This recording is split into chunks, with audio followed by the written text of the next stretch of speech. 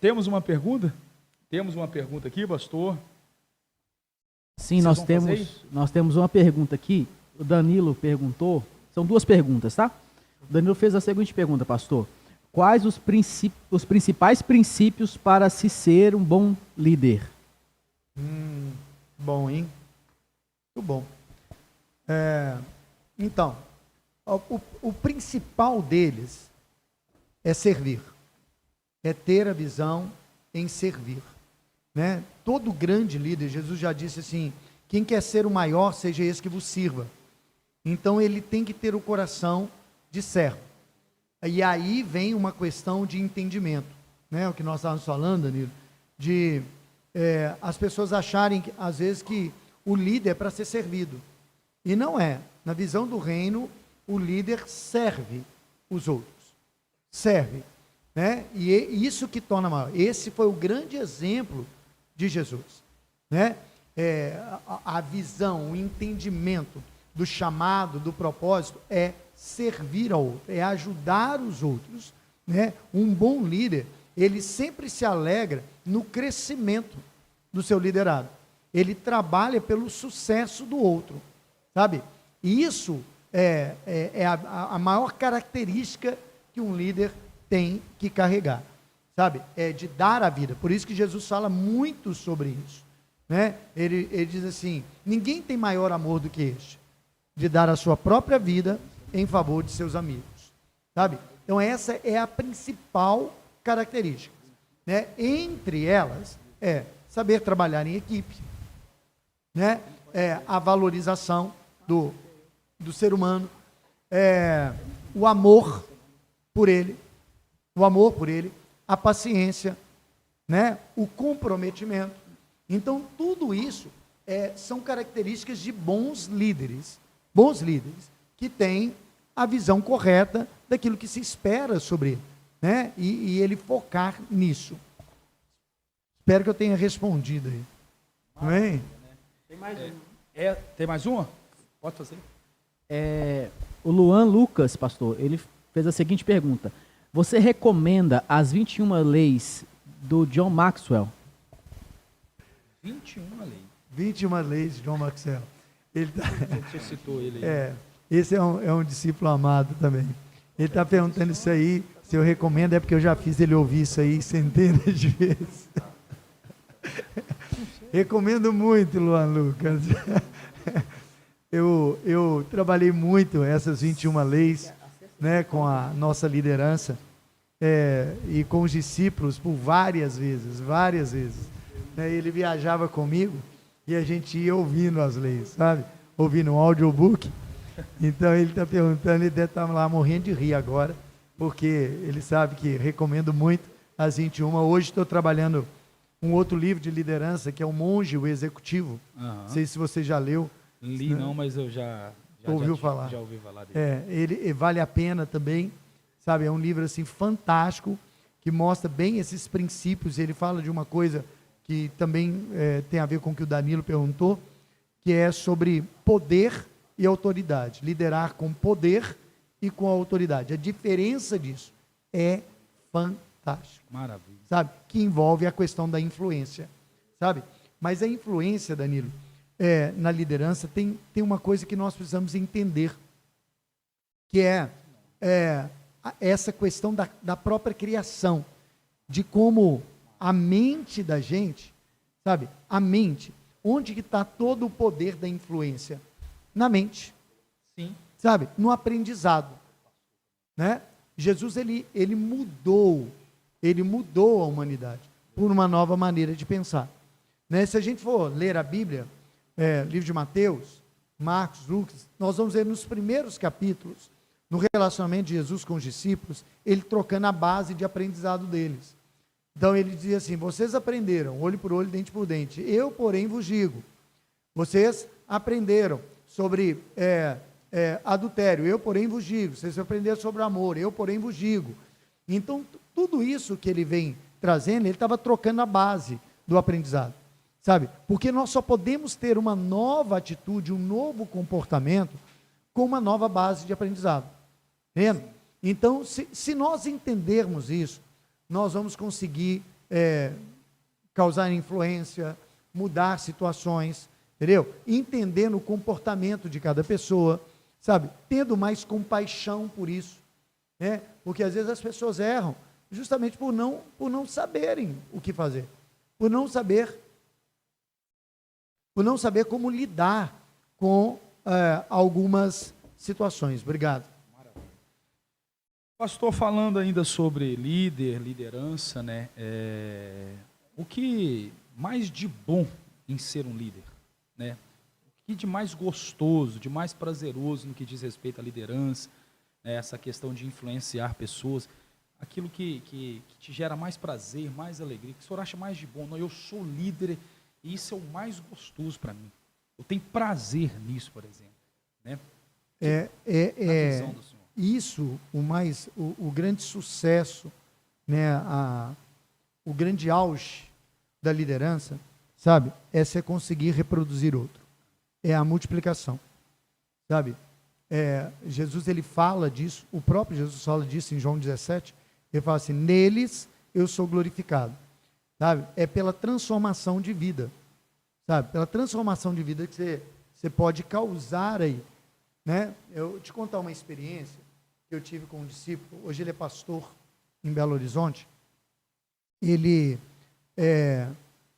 Quando eu o conheci, ele era a ovelha negra da família dele, chama Sebastião. Ovelha negra. Tchau, ovelha negra, sabe? Ele era o terror da família dele. E eu via ele nos cultos e tal, então me aproximei dele, né, trouxe ele para perto e comecei um processo de discipulado com ele.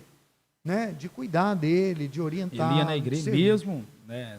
Sim, sendo a ovelha negra, né? Ele trabalhava num bar, ele bebia quase que tudo que estava lá. Ele era o melhor cliente. Ele era o meu cliente lá da coisa. O salário dele ficava quase tudo lá. Então, assim, a importância, né? Mesmo a pessoa, por exemplo, tanto perdido por aí, vamos dizer assim, né? Numa vida fora da vontade de Deus, vamos dizer assim, a pessoa ir na igreja, né? Tá na igreja, ouvindo a palavra de Deus. Exatamente. Tal, né? Isso é importante. E eu vendo ele ali nos cultos e tal, né? Eu me aproximei dele e começamos a conversar. E um dia ele resolveu abrir o coração e ele me disse assim, pastor, deixa eu te contar uma coisa que o senhor não sabe sobre mim. Eu falei, o que foi, Tiago? Eu falei, pastor, eu fumo maconha. Eu fumo maconha. Mas deixa eu te falar uma coisa. É errado. Aí antes de eu responder para ele, eu falei, não, mas deixa eu te falar uma coisa. Porque para mim, pastor, errado é o cigarro. O cigarro é errado. Deixa eu te explicar. Porque o cigarro... Isso ele explicando para o senhor. Me explicando. O pensamento dele. Uhum. O raciocínio dele. Assim, porque o cigarro, ele é feito, ele é industrializado. Então ele é cheio de química, cheio de coisa. Acaba com a pessoa. Esse... eu acho errado mesmo, né? Tanto que eu nem fumo cigarro. Mas a maconha não. A maconha é uma plantinha que Deus criou. A plantinha que Deus criou. A plantinha que Deus criou. Normalmente é isso, né? Remédio. Aí ele estava preso numa maneira de pensar, né? Sim. Sabe? E isso é o poder contido aqui, do aprendizado, que a gente estava falando que era base. Seja bom ou ruim, se nós aprendermos e nós acreditarmos, nós vamos viver. Verdade. Então ele acreditava que aquilo era menos ruim. Então ele estava preso ali, achando que não tinha nada de errado. Então ele falava do alívio que aquilo causava, da paz que ele sentia e tal, como que ele viajava, naquilo ali. Quando eu fui conversar, e aí eu fui mostrar para ele que de fato, o que Deus não queria era exatamente aquilo que ele achava que era bom. Uhum. Porque Deus tinha criado ele com juízo, com consciência, né? E que aquela maconha ia destruir a saúde dele, não deixava ele ser autêntico, né? Nas coisas. Então, tudo isso fez ele mudar. E naquele dia ele decidiu, ele falou assim, não, então a partir de hoje eu não vou mais usar maconha. Se é errado, eu não vou usar. Olha pra você ver. Né? E decidiu ali, por um aprendizado, sabe, por um ensinamento. Então, esse é o que Jesus fez conosco.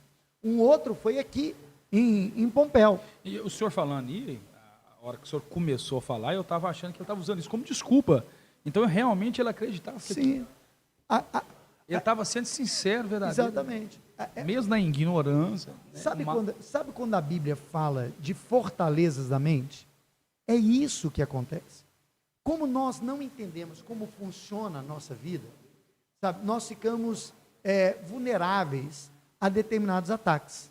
Está entendendo? Então, assim, se você for ouvir aquele Pedrinho, aquele maior assassino que já teve, o Pedrinho, ele tinha uma fortaleza na mente dele. Qual que era a fortaleza? Se você vê o depoimento dele, a entrevista dele, ele fala o seguinte, ele fala assim, eu não matava ninguém que era ruim, eu só matava cara que não podia viver. Ó, você está entendendo? Então, para ele estava fazendo o certo, ele só matava bandido, sabe? Cara que não deveria estar vivo. Então, aquilo prendia ele. Teve um outro aqui em Pompéu, isso tudo foi experiências que Deus foi dando, para que entendimento fosse gerado. Teve um outro aqui em Pompéu, que eu ganhei para Jesus, Mateus era o nome dele, e ele, quando entregou a vida dele para Jesus, começou a acontecer umas coisas na vida dele muito estranhas, sabe? Ele, por exemplo, um dia ele chegou para mim e falou assim, pastor, está acontecendo um negócio muito estranho na minha vida. Eu falei, o que foi, Mateus? Falei, pastor, eu estou ouvindo umas vozes, que eu nunca ouvi antes. Eu falei assim, o que aconteceu, Mateus? Falei, deixa eu te falar uma coisa, não quero que o senhor me julgue nem nada, me ouça. Eu falei, pode falar, Mateus. Vou, pastor, eu vendo drogas. Mas, pastor, eu nunca viciei ninguém. Eu não sou igual a esses caras aí que fica na porta de escola, vendendo ali, oferecendo para as crianças, não. Viciando as crianças, não. Eu vendo.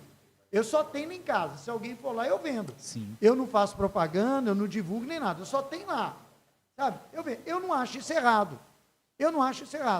Mas essa semana, foram 3 jovens lá em casa comprar as drogas.